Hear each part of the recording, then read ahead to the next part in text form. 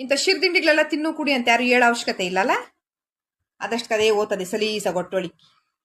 ಅದೇ ಇಟ್ಟು ಶಾರು ತಿನ್ನು ಅಂತ ಹೇಳಿ ಮಕ ಹಿಂಗಾಗೋತದೆ.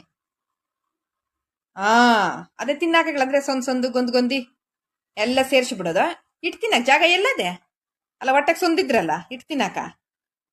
ಹೋಗಿತ್ತಾಗೆಲ್ಲ ಏನ್ ನಿನ್ನ ಮಗಳು ಊಗ್ಲಾಡ್ತಾಳೆ ಅನ್ಬೇಕು. ನಾವೇನು ಇಟ್ಟು ಹಾಕ್ತಿದ್ದಂಗೆ ಈ ಅಮ್ಮನ್ಕ ತಿನ್ನೋದು ನೋಡಿದ್ರೆ 24 ಗಂಟೆ ಕೈ ಕಾಯಿ ಬಿಡ್ದಿರಲ್ಲ. ತಿನ್ನೋದು ತಿಂದ್ರೆ ಅಲ್ಲ ಶಕ್ತಿ ಬರೋದ.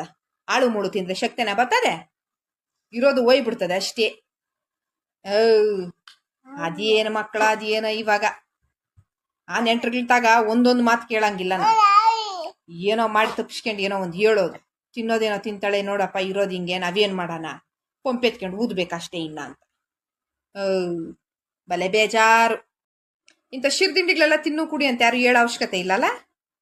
ಅದಷ್ಟು ಕದೇ ಓದ್ತದೆ ಸಲೀಸಾಗಿ ಒಟ್ಟೊಳಿ. ಅದೇ ಇಟ್ಟು ಶಾರು ತಿನ್ನು ಅಂತ ಹೇಳಿ ಮಕ ಹಿಂಗಾಗೋತದೆ. ಅದೇ ತಿನ್ನಾಕ